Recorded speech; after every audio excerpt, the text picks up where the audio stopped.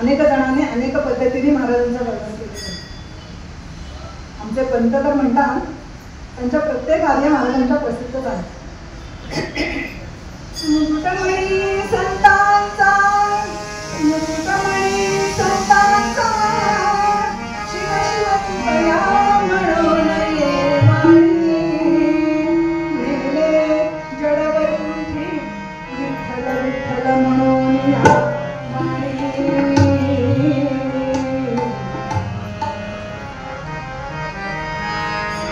पंतांनी तुकाराम महाराजांना आमच्या उपमा दिली आहे. मुकुटमणी संतांचा, संतांच्या मुकुटातला रत्न, मुकुटातला मणी म्हणजे आपलं तुकाराम महाराज असं पंतांनी उपमा दिली होती.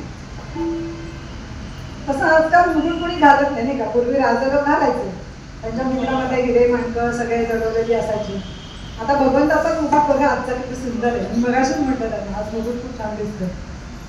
काल पण असेल पण काल माझं तेवढं लक्ष नाही केलं असं. तर त्या मुकुटातला हिरा जसा श्रेष्ठ आहे, चमकतो आहे, तसा सर्व संतांच्या मुकुटातला रत्न म्हणजे आपले तुकाराम महाराज आहेत. त्यांना कुणीही कुणाच्याही मूर्खावाणीने वाणी वाणी असं हिरवू नये. ते जरी वाणी म्हणून जन्माला आले असले तरी कुणाच्याही मूर्खावाणीने त्यांना वाणी वाणी असं घेतलं. कारण आपल्यापेक्षा कितीतरी महान कार्य त्यांच्या हातून घडले. आपल्यासाठी जणू 5वा वेद त्यांनी लिहून ठेवला. खूप जणांचा आहे बघा, माझी पण नाही आहे. तर असा हा 5वा वेद ज्यांनी आपल्यासाठी ठेवला आणि आम्हा कीर्तनकारांना प्रत्येकात आपले अभंग घेऊन निरूपण करता येते, हे आमचं अहोभाग्य म्हणावं. नाहीतर आम्हाला कुठून साहित्य मिळालं असतं. संतांनी जे आमच्यासाठी रचून ठेवले, लिहून ठेवले, त्याच्यावरच अभ्यास आम्ही करून तुमच्यापर्यंत पोहोचवतो. आम्ही पोस्टमॅनचं काम करतो. पत्र लिहायचं आणि घरी आणून पोहोचवायचं असं. तर घरी म्हणण्यापेक्षा मंदिरामध्ये आणून पोहोचवतो आम्ही. तर असे तुकाराम महाराज त्यांचा हा अभंग आता निरूपणाला घेतलेला आहे. गीत व्हावे तरी दंभदुरी ठेवा, चित्त शुद्धी सेवा देवाची, आवडी विठ्ठले गाईचे कांती, आणिक अंतरी नद्यावी वसती, करावी ते शांती वासनेची. तुका म्हणे बाण हाची निर्वाणीचा, वाहुवेती वाचा भेसू नये. जगद्गुरु तुकाराम महाराज की जय. गीत व्हावे तरी दंभ दुरी ठेवा. आपलं जर गीत साधायचं असेल तेही इथे, घरी नाही, मंदिरामध्ये साधलं जातं. मंदिरामध्ये संपूर्ण काय म्हणतात त्याला, नवविधा भक्ती जी असते ती या मंदिरामध्ये आपल्याला साधली जाते. तर आपलं जर गीत आपल्याला साधायचं असेल तेही इथे, तर दंभ दूर ठेवला पाहिजे असं महाराज म्हणतात. मग दंभ म्हणजे काय, तर दंभ याचे अनेक अर्थ आहेत. कोणी म्हणजे दंभ म्हणजे ढोंग, दंभ म्हणजे अहंकार, दंभ म्हणजे मिमीपणा करणं, दंभ म्हणजे अभिमान, दंभ म्हणजे गर्व. कितीतरी अर्थ सांगता येतील. सारांश सगळ्याचा एकच शेवटी अहंकार. हाच विषयाचा अभिप्राय आहे महाराजांना. मग महाराज दुसऱ्या चरणात म्हणतात की आवडी विठ्ठले गाईचे काय. पहिल्या चरणात सांगतात दंभ दूर ठेवा. कसा, तर आवडी विठ्ठले गाईचे एकांती, अलभ्यते येती लाभ घरा. ज्या वेळेला आपण आवडीने विठ्ठलाचं स्मरण करू, आवडीने विठ्ठलाचं गायन करू, आवडीने विठ्ठलाची भक्ती करू, त्यावेळेला काय होईल, अलभ्यते येती लाभ घरा. अचानक कोणी पाहुणा आला की आपण चटकन म्हणतो काय अलभ्य लाभ आहे, किंवा कुणाला एखादा मुली सापडला किंवा जास्त पैसा आला एखाद्या घरी, आपण म्हणतो की आज अलभ्य लाभ झालाय मला. तर अलभ्यते येती लाभ घरा.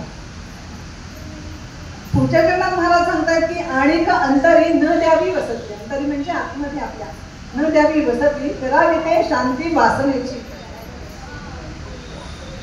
आपल्या अंतःकरणामध्ये कुणाचे हेवे दावे करावे, कुणाचं वाईट चिंतावं असं अजिबात येऊ नये. न द्यावी वसती, करावी ते शांती वासनेची.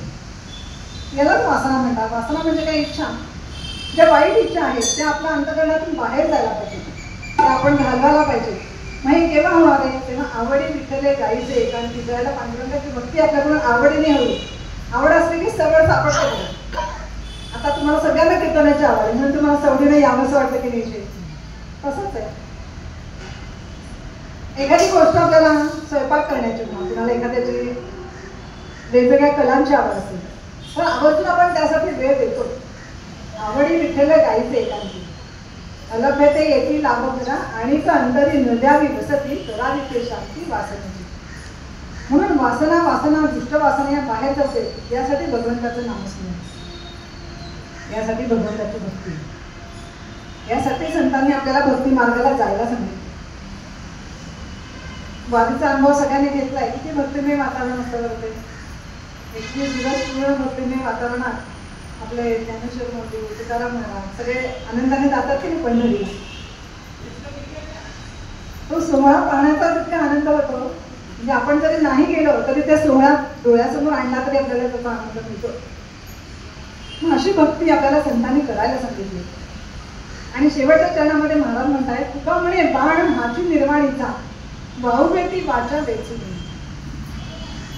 आता निर्वाणीचा बाण म्हणजे शेवटचा, निर्वाणीचा म्हणजे शेवटचा. मग आपल्या हातून, आपल्या मुखातून एखादा शब्द बाहेर पडला शब्द म्हणजे बाण बरं का. एखादा शब्द आपल्या मुखातून बाहेर पडला की तो हिला लागतोय का हा विचार आपल्या अंतःकरणात यायला पाहिजे. त्याचं त्यांना वाईट वाटणार आहे का हा विचार आपल्या अंतःकरणात यायला पाहिजे आणि मग आपण शब्दांचं उच्चारण केलं पाहिजे.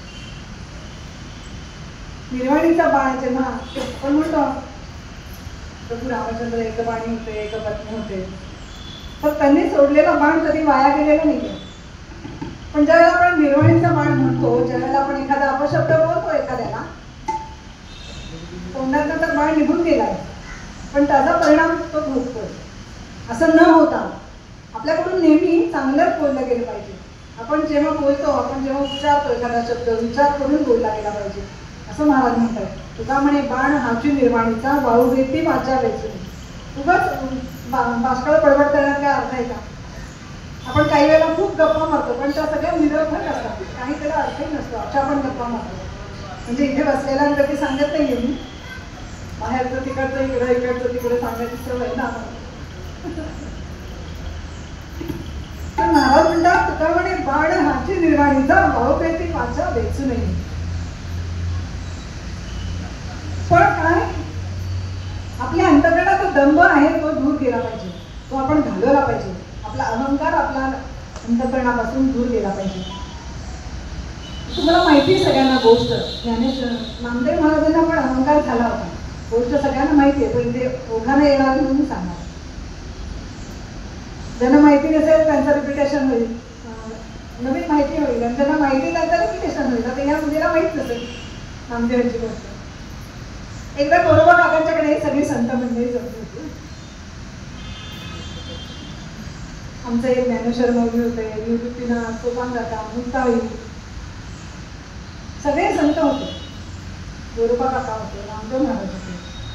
आणि गोरोबा काकांचा व्यवसाय तो आहे की गाडगी मडकी पैसायचा. मग त्यांच्या घरी गेल्यानंतर सगळीकडे तेच वातावरण होतं. कुठे खळक येत होतं, त्यात पाणी साचत होतं, इकडच्या खळ्यामध्ये माती मळलेली होती, आणखी काही मातीचा ढीग लागला होता, एकीकडे कच्ची मडकी ठेवली होती, एकीकडे पक्की मडकी भाजून ठेवलेली होती. मग भाजून ठेवलेली मडकी वेगळी दिसतात, कच्ची मडकी वेगळी दिसतात. म्हणजे चिमुकल्या मुक्ताईला त्यावेळेला प्रश्न पडला. आपल्याला प्रश्न पडले पाहिजे तर त्याची उत्तर शोधता येतं, पण आपल्याला प्रश्नच पडत नाही तर त्याचं उत्तर कसं शोधायचं. त्या चिमुकल्या मुक्ताईला प्रश्न पडला. म्हणाली गोरोबा काका ही सगळी मडकी इथे अशी का मला रचून ठेवली आहे, इकडे ढीग लावलाय, इकडे ढीग लावलाय, इथे माती कालवून ठेवली आहे. गोरोबा काकांनी बालसुलभ मनाचं कौतुक केलं पाहिजे म्हणून तिच्या प्रश्नांची उत्तरं द्यायला सुरुवात केली. गोरोबा काका म्हणतात मुक्ते अगं ही मडकी आहेत ना आम्ही चांगली भाजतो. पहिल्यांदा ही माती अशी खळ्यामध्ये मळतो, अशी सुडून काढतो मातीला, त्यामुळे त्या मातीला आकार यायला सोपं जातं. एखादं बघा मडक्यावरती घाण घाण घाण आवाज केला की ते बदलाय किंवा कचरा असं करत आपल्याला किंवा खंड असा झाला की पकडलेला जातो. मग या मडक्यातून आम्ही सगळी ही मडकी या चिखलातून निर्माण करतो आणि ती कच्ची मडकी एका बाजूला रचली, पक्की एका बाजूला ठेवली आणि कोपऱ्यात खापडणं ठेवलेलं होतं. कोणाकडे कपडे धुवायला पण असतं बघा ते बडवणं, त्याला बडवणं म्हणतात आणि तुमच्याकडे खापट नव्हतं. दोन्हीचा उपाय एकच पण नावं वेगवेगळी. मग त्या थापटण्याने मुक्ताबाईंनी हातात घेतलं आणि म्हणाली इथे एवढी मडकी जमली आहेत, आपण प्रत्येक मडक्यावरती थापटणं मारून बघूयात का काका कुठलं मडकं पक्क आणि कुठलं कच्चं आहे. गोरोबा काकांनी पण मान हलवली आणि मुक्ताईच्या हातामध्ये थापटणं दिलं आणि तिने ओळीने संतांच्या डोक्यावरती मारायला सुरुवात केली. सर्व संतांना मारत मारत पहिल्या रांगेतले झाले, दुसऱ्या रांगेतले झाले. तुम्हाला नाही ना कोणी मारता येते, आमचं तवरची पण पडवत तिथे. आणि मग शेवटच्या रांगेमध्ये नामदेव महाराज बसले. बघता बघता नामदेव महाराजांची पाळी आली आणि मुक्ताईने असं आपण उचललं आणि मारला तोपर्यंत नामदेव महाराज मागे सरकले. बघा यांना अंदाज आहे कसं मारलं ते. आणि नामदेव महाराज मागे सरकल्यावरती मुक्ताई म्हणायला लागली नाम्या का मागे सरकलात तुम्ही, मी पक्का आहे, मी काही कच्चा नाहीये, आपण मागून येला तुझ्याकडून. आणि मग मात्र मुक्ताई चिडवायला लागली की नामदेव तू खराच कच्चा आहेस, खराच नामदेव तू कच्चा आहेस. आणि मुक्ताईने एवढ्याशा नामदेव तू कच्चा आहेस असं म्हटल्याबरोबर नामदेवांना ढसा ढसा रडायला येत लागलं. एवढीशी चिमुरडी मुक्ता मला कच्चा म्हणते. धावत धावत धावत पांडुरंगाकडे गेले पांडुरंगाच्या चरणाशी डोकं आपडलं, म्हणाले पांडुरंगा मी खरंच नावकच्चा आहे. पांडुरंगाने नामदेवांना उचललं. पांडुरंग त्यांच्याशी बोलत असे, त्यांनी दिलेला नैवेद्य खात असे, आपल्या सगळ्यांना सगळं माहिती आहे. पांडुरंगाने नामदेवांना उचललं, उभं केलं आणि सांगितलं नामदेवा तू खरंच कच्चा आहेस. मग देवा मी जर कच्चा आहे तर मला पक्क करण्याचं काम तुमचंच आहे. तेव्हा पांडुरंग म्हणाले नाही, तुला पक्क करायला तुला औंढ्या नागनाथला जावं लागेल. तिथे तुला गुरु भेटेल आणि ते तुला पक्क करतील. म्हणजे भगवंताने स्वतः सांगितलं की माझ्याहीपेक्षा गुरु श्रेष्ठ आहे. आणि मग नामदेव महाराजांना काही वेळ नाही, कडक औंढ्या नागनाथला पोहोचले. औंढ्या नागनाथला गेल्यावर भगवान शंकराच्या मंदिरामध्ये दर्शनाला गेले. बघताय तर एक वृद्ध गृहस्थ आपले चरण भगवंताच्या माथ्यावरती ठेवून उठलेले होते. नामदेवांना राग आला, म्हणाले भगवंताच्या डोक्यावरती चरण ठेवून पडलेले आजोबाई कोण आहे? त्याने उचलले आणि दुसरीकडे ठेवले. तिथे पुन्हा भगवंताची पिंड तयार झाली. असं पूर्ण वर्तुळाकार नामदेवाने आपल्याला असं फिरवलं, सगळीकडे पिंड तयार झाली. कावनी म्हटल्याप्रमाणे भूजल तेज समीरख रविशशी काष्ठादिती असे वरला स्थिरचर व्यापुनी अवघा तो परमात्मा प्रशांत होईल. नामदेवांच्या तेव्हा लक्षात आलं की भगवंत चराचर सृष्टीमध्ये आहे, तसं गुरुतत्वही चराचर सृष्टीमध्ये आहे. नामदेव महाराज बाहेर जायला निघाले. इथे काय आता हा आपल्याला गुरुपदेश करणार आहे, ह्याचं ह्याला चरण उचलना झालेत, भगवंताच्या अंगावर ठेवतोय, बघू दुसरीकडे कुठे कोण गुरु भेटत आहे.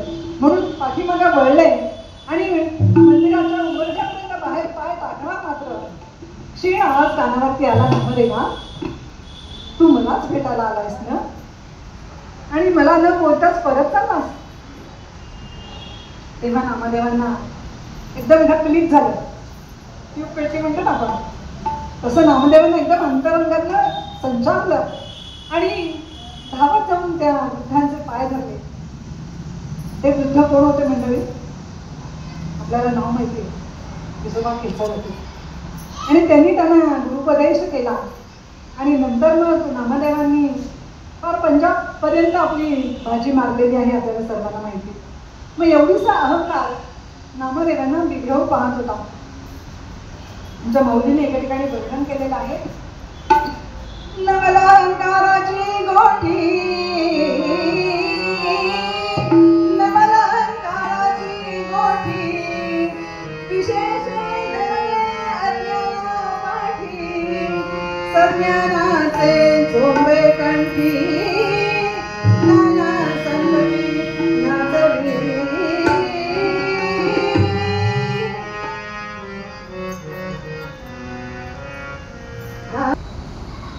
अज्ञानी जीवांना हा अहंकार काही करत नाही बघा, पण ज्ञानी जीवांच्या मात्र मानगुटी बसतो.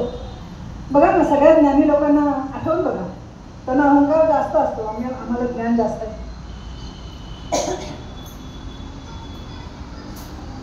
एकदा एका गडाचं बांधकाम चालू होतं आणि त्या गडावरती तोफा ठेवायच्या जागा व्यवस्थित आहे की नाही, कोठाऱ्याची जागा व्यवस्थित आहे की नाही, सामान व्यवस्थित ठेवलं जाईल का नाही, या सगळ्याची पाहणी करण्याकरता म्हणून आमचे शिवाजी महाराज गडावरती निघाले. कोल्हापूर जवळ गड इंग्लज म्हणून गाव आहे आणि त्या गड इंग्लज गावाजवळ सामनगड नावाचा गड आहे. पुढे गेले असतात तर माहिती असेल त्यांना. तर या सामनगडावरती हा प्रसंग घडलेला आहे. त्या गडाचं बांधकाम चालू असताना शिवाजी महाराज देखरेखीकरता गेलेले असताना सगळी गडची पाहणी झाली आणि जाता जाता महाराजांना असं वाटलं की अरे किती सुंदर गड बांधायचे सगळेजण, किती सगळेजण मन लावून काम करतो.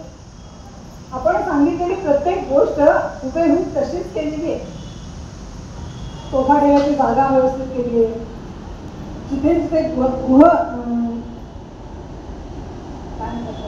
जिथे तिथे असतात तर अशा सुद्धा किती ठिकाणी केले आहेत ते महाराजांना बरोबर माहित होते. आणि तिथे तिथे जाऊन बघितलं आणि नंतर महाराजांच्या मनात असं आलं की हे सगळेजण मजूर आज काम करतायत ना, त्यांचा पोषणला मीच आहे नाही का, त्यांचं भरण पोषण मीच करतो की नाही, एवढंच मनात आलं आणि मागून आरोळ्याने जय जय रघुवीर समर्थ. आपल्या लक्षात आलं असेल समर्थांची स्वारी गडावरती आली. आता समर्थांना गडावर येऊ नका सांगणार कोणी आहे का? त्यांच्या मनात येईल तिथे ते जातात. त्यांच्या मनात आला शिवांची भेट घ्यावी, समर्थ आले आणि शिवा विचारतात स्वामी आपण केव्हा आला? हे काय म्हणे आता तू साऱ्यांचं पोषण करत होतास ना, तेव्हाच आलो. म्हणजे सुज्ञास जास्त सांगणे न लागेल. आणि शिवा म्हणतायत की मग महाराज आपण जर त्यांचं पोषण करत नाही मग कोण करतं? त्यांनी सुंदर उत्तर दिले.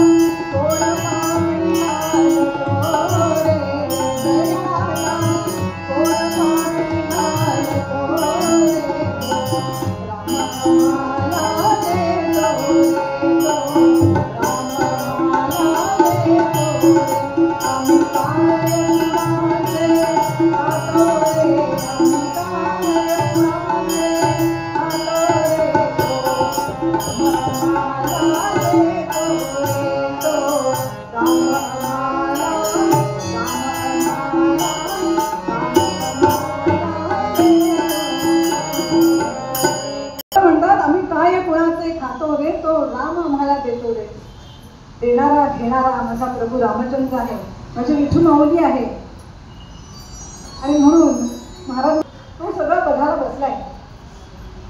हाच आशय मला वाटतं मूळ पदामध्ये तुकाराम महाराजांना हेच सांगायचे की अहंकार दूर ठेवा.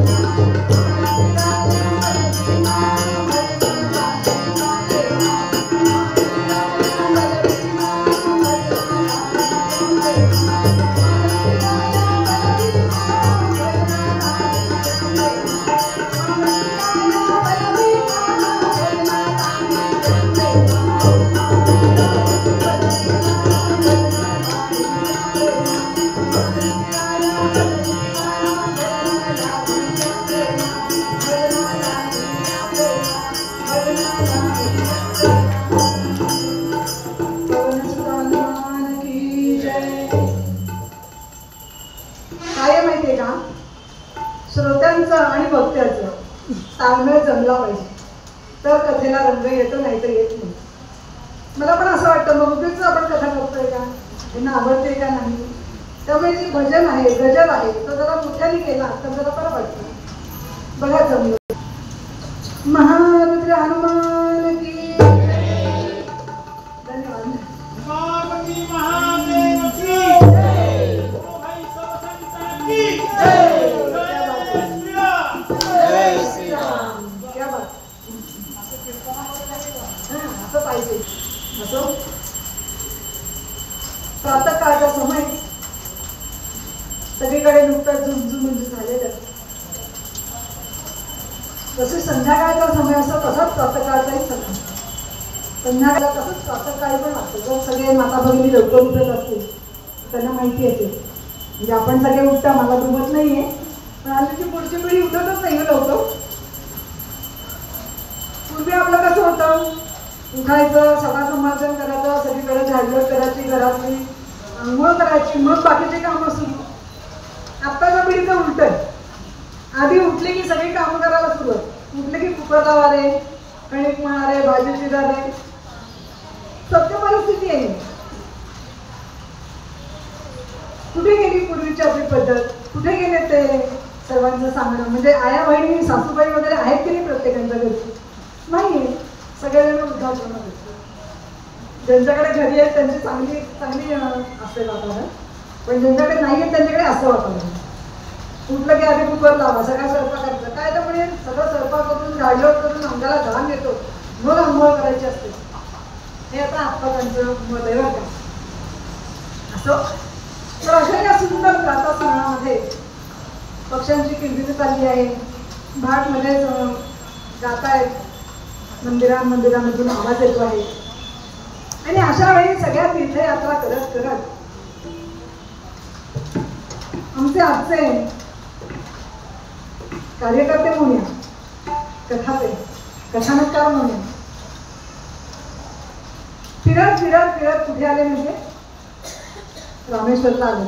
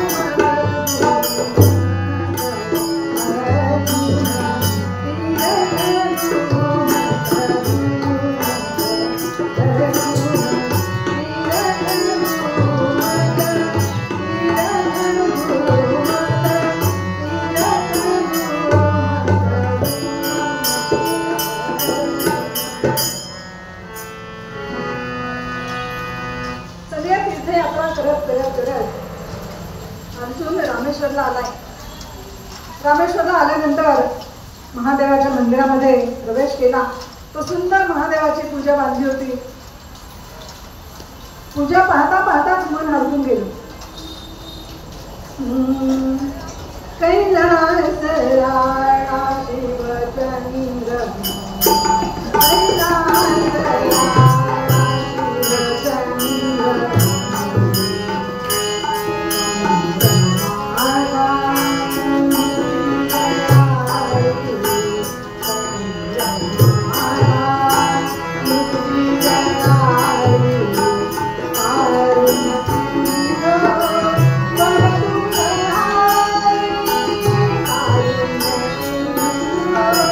Bye.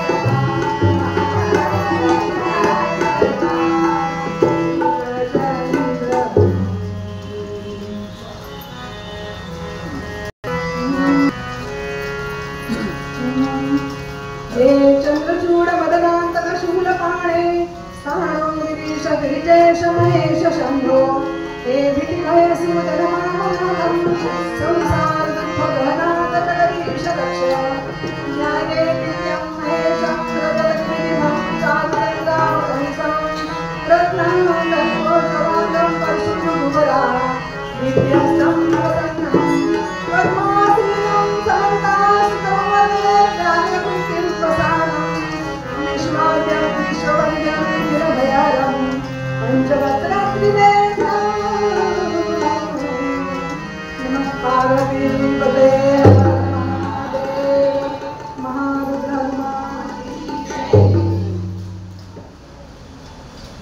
यथासांग पूजा झाली आणि अर्जुन बाहेर पडला मंदिराच्या बाहेर पडला. मंदिराला प्रदक्षिणा घालावी, मंदिराची पाहणी करावी बाहेरून म्हणून बाहेर आला. तो अर्जुनाच्या कानावरती काही शब्द आले. या शब्दाचा मागोवा घेत घेत घेत अर्जुन चाललाय. राम नाम भज निरंग दंड कपि भरा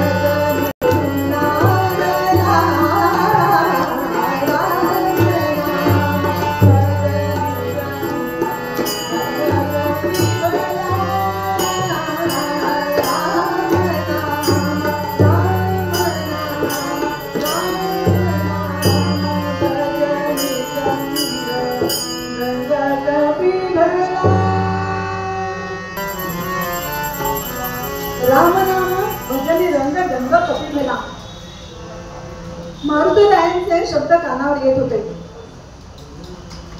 इकडे तिकडे शोधतायत पण मारुतीराय दिसत नाही. पण झाडावरून आवाज येतो आहे म्हणून वरती बघितलं तर कपिराज खरंच वरती बसलेले. अहो म्हणलं कपिराज जरा खाली या.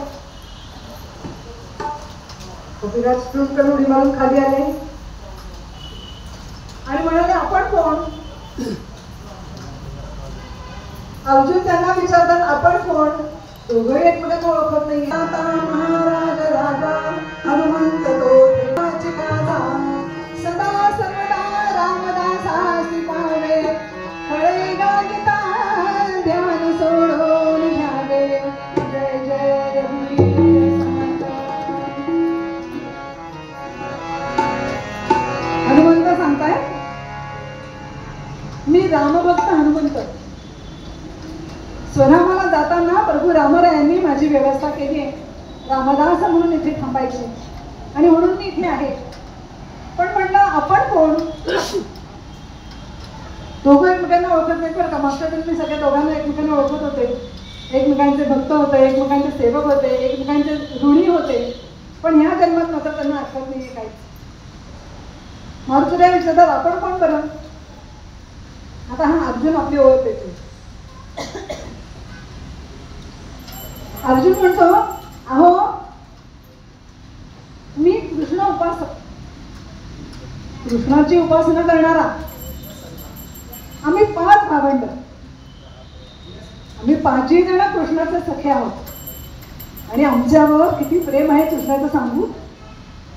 मारुतीराय म्हणतात अहो मी तुम्हाला तुमचं नाव विचारलं, तुम्ही कोण विचारलं, तुमचं सगळं खानदानाचं बाकीची चर्चा काही विचारलीच नव्हती. अहो हो म्हणे तेच तर सांगतोय ऐका तर थोडं ना.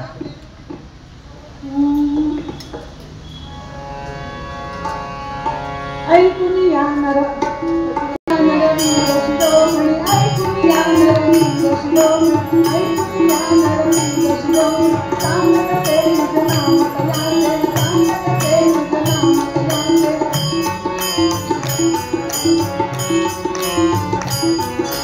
सांगते निज नाम तयाचे चंद्र तुलांगल वंदन चंद्र तुलांगल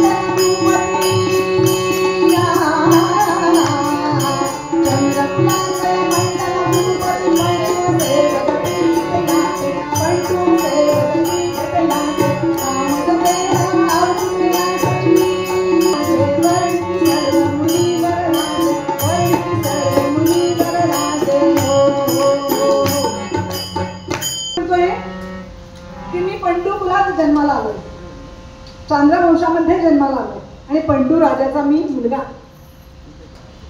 या पाचांपैकी तिसरा बरं का मी, म्हणजे मधला. मोठे 2 भाऊ आहेत, छोटे 2 भाऊ आहेत. अहो पण तुमचं नाव काय? हा तेच तर मी सांगतोय, या देहाला अर्जुन म्हणतात.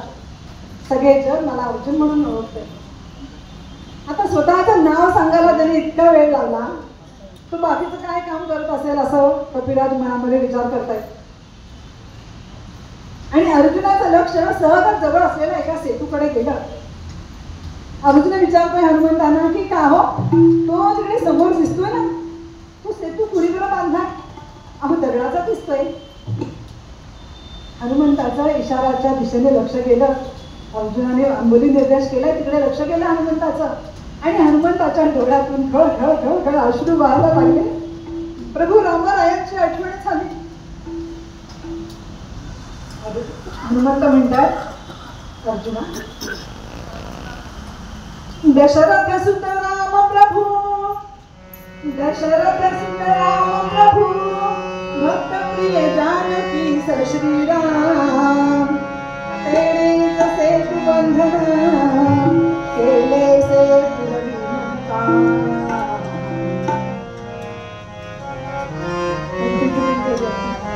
दशरथ सुत श्रीराम प्रभू, माझ्या रामप्रभूंनी सेतुबंधनाचं काम केलंय. अरे ते जरी दगड असले ना तरी ते दगड नव्हे बरं, राष्ट्रासाठी प्राणार्पण केलेल्या सर्वांचे ते अंतःकरण आहेत, कठोर अंतःकरण झाले. राष्ट्रासाठी आहुती देणाऱ्यांचे अंतःकरण आहेत. हे कार्य अनेक नर वानर यांच्या संगतीने झाले, सहमतीने झाले, एकोप्याने झाले, एकात्मतेने झाले. आणि त्याची साक्ष म्हणून हा सेतू देतो आहे. अर्जुन म्हणतो, पार्थवदे हनुमंता पार्थवदे हनुमंता अस्माचा सेतू कोणी बांधिला, ते जरी ठाऊक असेल तुझला, जरी तरी ते कथन करी मला. हनुमंताने सर्व सांगून सुद्धा पार्थ पुन्हा पुन्हा विचारतोय, अरे तो सेतू कोणी बांधलाय, तुला ठाऊक असेल तर मला सांग, त्याची कहाणी बा. हनुमंत म्हणतात, एकदा मी सांगून झालंय, पुन्हा परत विचारतोय. अर्जुन म्हणतोय, अहो तुमचे प्रभू तर क्षात्रनंदन आहेत, क्षत्रिय आहेत ना, मग त्यांनी अस्माचा सेतू का बरं बांधला? अस्माचा म्हणजे दगडांचा सेतू का बांधला? बाणांचा सेतू का नाही बांधला? क्षत्रिय आहेत ना ते, क्षात्रनंदन आहेत. आता मात्र हनुमंतांना राग यायला सुरुवात झाली की माझ्या प्रभूची अवहेलना करतोय हा. तुझ्या मोठमोठ्याला सांगतोय की तुमचे प्रभू क्षत्रिय आहेत आणि त्यांनी बाणांचा सेतू का नाही बांधला. अर्जुन जरा फुगला गर्वाने थोडासा, म्हणाला, अहो माझ्या मातेने जेव्हा गजगौरी व्रत केलं होतं, अर्जुन सांगतो बरं का हनुमंतांना, आणि ते गजगौरी व्रत पूर्ण झाल्यानंतर त्याच्या सांगतेच्या दिवशी माझ्या आईना हत्तीवरून गावात साखर वाटायची होती. मग मी काय केलं माहितीये, बाणांचे सेतू बांधला स्वर्गापर्यंत. बघता बघता बघता सेतू तयार झाला आणि माझा भाऊ भीम त्या सेतूवरून चालत स्वर्गात गेला आणि ऐरावत इंद्राचा घेऊन खाली आल्या सेतूवरून. पण मी बांधलेला सेतू तसूभरही हल्ला नाही, नव्हे केसभर सुद्धा हल्ला नाही बरं. आणि तुमचे प्रभू मात्र क्षात्रनंदन असून बाणांचा सेतू न बांधता पाषाणाचा बांधताय. हनुमंतांना फार वाईट वाटलं.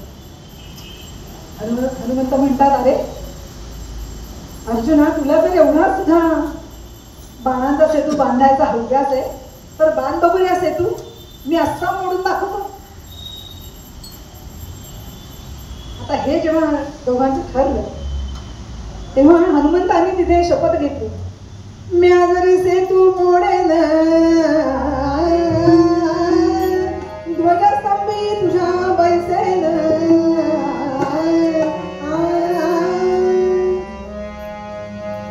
मी जर सेतू मोडला तर मी तुझ्या ध्वजाचं रक्षण करेन, ध्वजस्तंभावाचे. आणि जर मी सेतू मोडला नाही तर तू काय करशील सांग बरं. अर्जुन चटकन म्हणाला, मी अग्निप्रवेश करेन. झालं, दोघांचं ठरलं. थोड्याच वेळामध्ये अर्जुनाने बाणा जय जय रघुवीर म्हणून केले उड्डाण भुवरी पडला. जय जय रघुवीर म्हणून केले उड्डाण भुवरी पडला. अडला न बिकट काजी होता तै पार्थ गडबडला.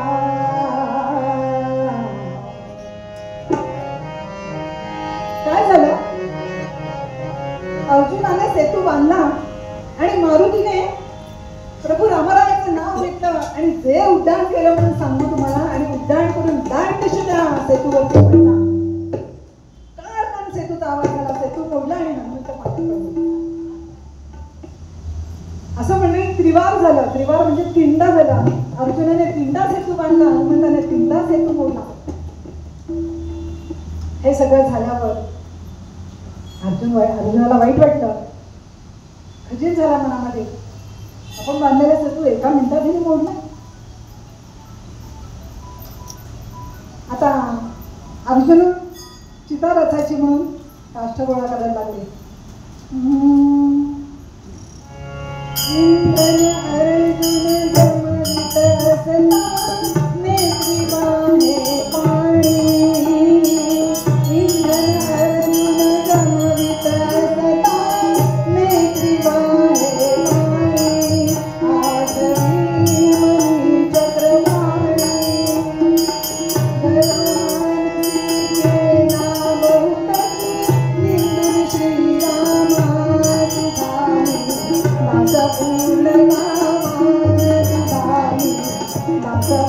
आपल्या चारही भावांचे मुखकमल नेत्रासमोर आली. द्रौपदीचं मुखकमल नेत्रासमोर आलं, कुंती मातेचं मुखकमल नेत्रासमोर आलं. पण करतो काय, कटिबद्ध आहे, वचनबद्ध झालेलं आहे.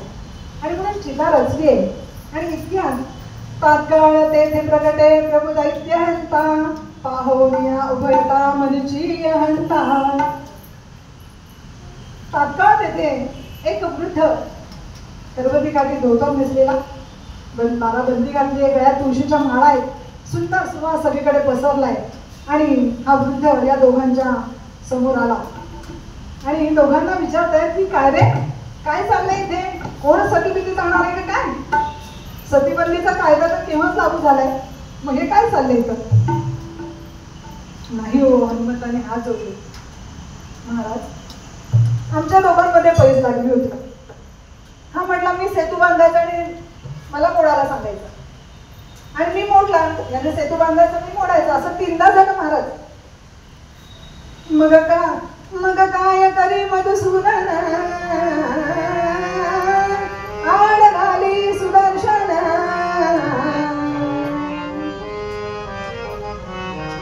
मग नंतर काय झालं, हा वृद्ध जो होता तो म्हणाला, अर्जुना तू परत सेतू बांध आणि हनुमंते तू पुन्हा मोडून दाखव.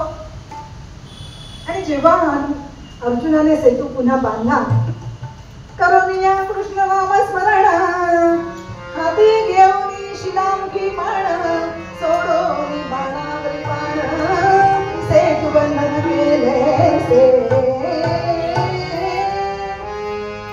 सेतू बांधला अर्जुनाने आणि हनुमंताला उडी मारायला सांगितली. हनुमंताने जय जय रघुवीर समर्थ म्हणून जे उड्डाण केलं. आणि या वृद्धाने काय केलं, आपल्या हातातलं शस्त्र सुदर्शन चक्र पटकन त्या सेतू खाली लावलं. हनुमंताने धाड अशी उडी मारली. पण मंडळी झालं काय? हनुमंत पाण्यात पडले, सेतू तसाच राहिला. असं पण त्रिवार झालं, तीनदा झालं.